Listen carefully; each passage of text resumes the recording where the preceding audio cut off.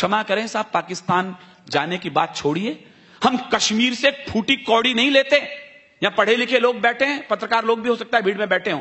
3 प्रांतों के बराबर हम अकेले कश्मीर के ऊपर खर्च करते हैं और लेते एक फूटी कौड़ी भी नहीं। उसके बावजूद यदि वहां पाकिस्तान जिंदाबाद के नारे लगते हैं, इस्लामिक स्टेट के बाद झंडे लहराते हैं, तो मुझे कहने का हक दीजिए वीडियो रिकॉर्डिंग के सामने, कश्मीर वो बेवफा औरत हो चला है। यह भाषा केवल विनीत चौहान की है। कश्मीर वो बेवफा औरत हो चला है जो खाता हमसे है, पीता हमसे है, पहनता हमसे है और नैन मटक के पड़ोसी से करना चाहता है। आपकी तालियां बुलंद कीजिएगा सर। ऐसे हालात में मैंने कविता पढ़ी नहीं है। स्वागत है। मैं मुफ्ती साहब से कहना चाहता हूं कि तुम कहते हो कश्मीर के तुम ना जो सीएम होते, जाते पाकिस्तान वहां पर तुम उनके पीएम होते। मुफ्ती जी अगर पाकिस्तान का, आपकी तालियां थप्पड़ की तरह कश्मीर पहुंचे उनके पास में, मैं बोलने क्या जा रहा हूं। मुफ्ती जी अगर पाकिस्तान का कुछ इतिहास पढ़े होते, फांसी के तख्ते पर तुम भी भुट्टो संग चढ़े होते। फांसी के तख्ते पर तुम भी भुट्टो संग चढ़े होते। फांसी के तख्ते पर तुम भी भुट्टो संग चढ़े होते। ये तो हम हैं जो गद्दारों को कुर्सी दे देते हैं, आस्तीन के सब सांपों को छाती पर सह लेते हैं। कोई रण में जीती भूमि भी वापिस कर देता है, कोई सेना के लोहू को शाही से धो देता है, कोई मजहब के नारों से अलग देश बंटवाता है, कोई श्रीलंका में जाकर सेना को मरवाता है। लेकिन ये तो हम लोगों की सब किस्मत में होना था। कुमार, मैं एक लाइन में इस कश्मीर का कारण बताना चाहता हूं। स्वागत है। आज तक हम जिस आदमी के कारण इस कश्मीर को रो रहे हैं, गा रहे हैं, हो सकता है वो मुल्क की राजनीति के बड़े आदमी माने जाते हैं, लेकिन इतिहास उन्हें कभी माफ नहीं करेगा कि कश्मीर हम उनके कारण रो रहे हैं। मैं फिर कहता हूं, राजनीतिक दुशाले उतारना, मैं नाम लेने की हिम्मत कर रहा हूं, तालियों की हिम्मत आप जुटाना। लेकिन ये तो हम लोगों की सब किस्मत में होना था। लेकिन ये तो हम लोगों की सब किस्मत में होना था। नेहरू जी की कुछ भूलों पर जीवन भर को रोना था। नेहरू जी की कुछ भूलों पर जीवन भर को रोना था। नेहरू जी की कुछ भूलों, मुझे अच्छा लगा आप लोग समझ तो गए। नेहरू जी की कुछ भूलों पर जीवन भर को रोना था। अच्छा होता अगर पटेल, पता नहीं कितने लोग समझेंगे, मैं बोल तो रहा हूं, अच्छा होता अगर पटेल कुछ लोगों को झटका देते, कुछ को आजादी मिलते ही फांसी पर लटका देते, कुछ को आजादी मिलते ही फांसी पर लटका देते, कुछ को आजादी मिलते ही फांसी पर लटका देते। फिर ना कश्मीर का झंझट, ना खूनी होली होती, ना बंदूकों के साये में मेहंदी और रोली होती। अगर कबूतर श्वेत नहीं, इशारा समझे मैं बोल क्या रहा हूं, 55 साल तक ये मुल्क अक्षर गुलाब लगाकर सफेद कबूतर छोड़ता है। मैं अभी बागा बॉर्डर पर था, 14 अगस्त को कुमार एक दूसरे चैनल पर थे, मैं दूसरे चैनल पर था, हम दोनों बागा बॉर्डर पर थे। लोगों ने कहा, कुमार ने मेरे को फोन किया, विनीत तू ऐसी ऐसी कविताएं सुनाता है, मेरा मन करता है तू ये कविताएं लाहौर जाके क्यों नहीं सुनाता। मैं क्यों? कहना ऐसी कोई चिंता नहीं है किराए की, एक तरफ का टिकट तेरे को मैं दे सकता हूं। मैं समझ गया इसके मन में छुपा हुआ क्या है। लौटने का तो लगेगा नहीं, नु तेरा एक तरफ का ही लगेगा। मैंने कहा दूसरी तरफ का नहीं दे रहा, कहना दूसरे की जरूरत नहीं पड़ेगी तेरे को। लेकिन सच मानिएगा, जब मैं बागा बॉर्डर पर था तो लाहौर से 3 फुट की दूरी है बस, हमारे बीच में गेट लगा हुआ है, आप सबने देखा होगा, जहां वो फ्लैग रिट्रीटिंग परेड होती है, वहां सैनिक खड़े होते हैं।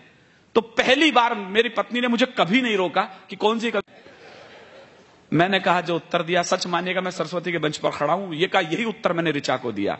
मैं कहा बड़ा तारीफ करती हूं जब कोई सैनिक मर जाता है, सैनिक शहीद हो जाता है, एक बार यदि कलम का सिपाही शहीद हो जाए तो परवाह क्यों कर रही हो। मैंने कहा अगर कबूतर श्वेत नहीं हम गुरु के बाद छोड़ देते, इशारा समझे मैं बोल क्या रहा हूं, अगर कबूतर श्वेत नहीं हम गुरु के बाद छोड़ देते तो लाहौर कराची को हम दिल्ली तलक जोड़ देते, तो लाहौर कराची को हम दिल्ली तलक जोड़ देते। हमने सिखों को, सरदारों को चुटकुलों की कौम बना के छोड़ दिया साहब। ये चुटकुलों की कौम नहीं थी सर, ये हिंदुस्तान के बलिदानों का सबसे बड़ा शिलालेख थी। हमारे आंकड़े बताते हैं, आजादी की अपनी तालियों को सहेजिएगा, अच्छा लगे तो बड़ा करना। आंकड़े बताते हैं 123 ऑथेंटिक फांसी हुई है स्वाधीनता के संग्राम में। आपकी तालियां शहादत को शायद बड़ा करें। 83 बेटे सिख मां की कोख ने दिए थे उसके लिए। हमारे बड़े कवि हैं हरिओम पंवार जी, उन्होंने लिखा है हम कर्जा खाए बैठे हैं गुरु गोविंद की कुर्बानी का, हम क्या एहसान चुकाएंगे इनकी आंखों के पानी का। हम इनकी गणना करते हैं आजादी के आधारों में, जिनके आगे जिनके 2-2 बेटे चिन गए दीवारों में, जिनके आगे जिनके 2-2। इतिहास में उदाहरण नहीं मिला किसी मां के 4 बेटे और चारों के चारों इस तरीके से बलिदान हुए हों। 2 बेटे चमकौर के युद्ध में प्राण त्याग गए, 2 बेटे सरहिंद की दीवार में जिंदा चिनवा दिए गए। फतेह सिंह और जोरावर सिंह। छोटे भाई के गर्दन तक ईंट आई तो बड़ा भाई रोने लग गया। छोटे ने कहा, बड़े भैया डर गए लगते हो, बलिदान आया, मृत्यु सामने दिखी तो आंखों से आंसू आ गए। बड़े ने कहा, नहीं छोटे, डरा नहीं हूं। कहले, फिर रोते क्यों? जो उत्तर दिया, मेरे रोंगटे खड़े उसे जवाब देते समय। उसने कहा, छोटे, केवल इसलिए रो रहा हूं कि दुनिया में आया पहले मैं था, जा तू रहा है। बहुत अच्छे विनीत, बहुत अच्छे। उधर दोनों बेटे चले युद्ध करने के लिए चमकौर के युद्ध में, तो अचानक रण क्षेत्र से बीच में से वापस लौटे, गुरु मां के पास आए। कहने लगे, मां डर गई कि कहीं दोनों बेटे कायर तो नहीं निकले। उसने पूछा, बीच में कैसे आ गए युद्ध में से? कहने लगे, मां प्यास लगी है। मां के आंखों में लाल डोरे उभरे। कहने लगा, शर्म नहीं आती? रण क्षेत्र में खड़े हो, शत्रु के लहू से अपनी प्यास क्यों नहीं बुझा लेते? बहुत। चारों के चारों बेटे शहीद हो गए। तो गुरु मां रोने लगी, गुरु गोविंद सिंह के पास गई। मेरी कोख खाली हो गई है, मैं जीऊं तो जीऊं किसके लिए? गुरु गोविंद सिंह का, इतनी सी बात के लिए क्यों रोती हो? कहना, आप जिंदा रहने के लिए बचा क्या है? गुरु गोविंद सिंह ने जो जवाब दिया, सोने के अक्षरों में लिखा जाना चाहिए। देश धर्म के वास्ते वार दिए सुचार। मत बजाना विनीत चौहान की कविता पर ताली। आकाश में कहीं चारों बेटों की आत्मा अजर और अमर होती हो तो आपकी गगन भेदी तालियां इस पंडाल के ऊपर पहुंचे। देश धर्म के वास्ते वार दिए सुचार। अरे चार मरे तो क्या हुआ, ये जीवित कई हजार। चार मरे तो क्या हुआ, ये जीवित कई हजार। बलिदानों के पुष्प चढ़े हैं इस देश की बलिवेदी पर, तब कहीं जाकर आजादी की अक्षोहिणी सेना खड़ी हुई होती है। मुफ्ती मोहम्मद साहब, आपको क्या पता कश्मीर कैसे बचा है? यहां पढ़े लिखे लोग बैठे हैं, नई पीढ़ी को शायद न पता हो। मैं केवल इशारा कर रहा हूं, मुफ्ती मोहम्मद साहब का पिछला काला इतिहास बोल रहा हूं। जो समझदार लोग हैं वो ताली बजाएं, जो नई पीढ़ी है उन्हें बताएं कि विनीत चौहान बोल क्या रहा था। ये क्या जाने बलिदानों की क्या परिभाषा होती है। 2 लाइन मुफ्ती मोहम्मद साहब से कह रहा हूं, सच लगे तो फिर मुझे सूचना दे। ये क्या जाने बलिदानों की कैसी भाषा होती है, ये क्या जाने कुर्बानी की क्या परिभाषा होती है। जो अपनी बेटी के बदले में हत्यारे छोड़ चुके, वो पहले ही भारत मां से अपने रिश्ते तोड़ चुके। वो पहले ही भारत मां से अपने रिश्ते तोड़ चुके। अच्छा है विनीत, बहुत अच्छा है। तो मैंने कहा, अगर कबूतर श्वेत नहीं हम गुरु के बाद छोड़ देते तो लाहौर कराची को हम दिल्ली तलक जोड़ देते। अब भी अटल इरादे लेकर भारत के लोगों जागो, शांति मंत्र की पूजा छोड़ो, दुश्मन पर गोले दागो। शांति मंत्र की पूजा छोड़ो, दुश्मन पर गोले दागो। लेकिन हम तो वो लोग हैं साहब, अटल जी से लेकर वर्तमान समय तक सीमा रेखा नहीं लांघेंगे हम लोग बाग। नरेंद्र जी से भी पूछो, आप नरेंद्र मोदी जी से पूछो, तिब्बत तक टेंट गड़ गए चाइना के आकर के। और हमारी भाषा यह है, हमारे सीमा रेखाएं स्पष्ट नहीं है अभी यहां पर, इसलिए पता नहीं है, विवादास्पद है सीमा कि चाइना यहां तक है कि भारत वहां तक है। मोदी जी, आप इस स्वाभिमान के साथ नहीं भेजे थे हमने। हमें उम्मीद थी कि सीमा रेखा यहां से वहां तक झंडे गाड़ दोगे आप। आपकी निराशा हमें परेशान करती है। मैं राजस्थान से हूं तो एक लाइन कविता के नाम पर मेरे पास है। डॉक्टर कुमार को आपने हास्य के रूप में, गीत के रूप में सुना है। कविता का बड़ा हस्ताक्षर यहां बैठा है। कविता के नाम पर मेरे पास एक लाइन है जो मेरे छोटे भाई को मैं सौंप रहा हूं। सीमा नहीं खिंचा करती है कागज बिछी लकीरों। बहुत अच्छे। मेरे पास इससे अच्छी लाइन नहीं है आज की रात, लाज रखना इस लाइन की। बार बार कहते हैं सीमा रेखा नहीं है, मैं एक लाइन बोल रहा हूं, मोदी जी तक पहुंचे। सीमा नहीं खिंचा करती है कागज बिछी लकीरों से, ये घटती बढ़ती रहती हैं वीरों की शमशीरों से। ये घटती बढ़ती रहती हैं वीरों की शमशीरों से। ये घटती बढ़ती रहती हैं वीरों की शमशीरों से। हमारे बेटों के सर कट के पड़ोसी मुल्क में जाने शुरू हो गए और हमारी छाती में क्रोध की ज्वाला नहीं जगी। 3-3 बेटों के शव पटना एयरपोर्ट पे आकर के लेट गए और बिहार के कृषि मंत्री के बेहूदे बयान हमारे अखबारों की सुर्खियां बन गए। उस दिन मैं और कुमार दोनों, हम उस दिन पटना में थे, तो वहां के कृषि मंत्री से लोगों ने कहा कि ये तीनों बेटे तिरंगे में लिपट कर आए हैं, इन्हें श्रद्धांजलियां दे दो, प्रणाम कर लो, अंतिम बार आए हैं। कृषि मंत्री ने जो बयान दिया, मुझे बोलते शर्म आएगी, आपको सुनकर शर्म आएगी। कृषि मंत्री बोलते हैं बिहार के, किस बात की सलाम, कैसी श्रद्धांजलि, उन्हें तो मरने की तनख्वाह देती थी गवर्नमेंट। यह हिंदुस्तान के एक प्रांत का कृषि मंत्री बोल रहा है। विनीत चौहान ने तुफैल की 2 लाइन उसी दिन श्री कृष्ण ऑडिटोरियम में कोट करी। मैं आपके हाथों में फिर गुस्सा देखना चाहता हूं।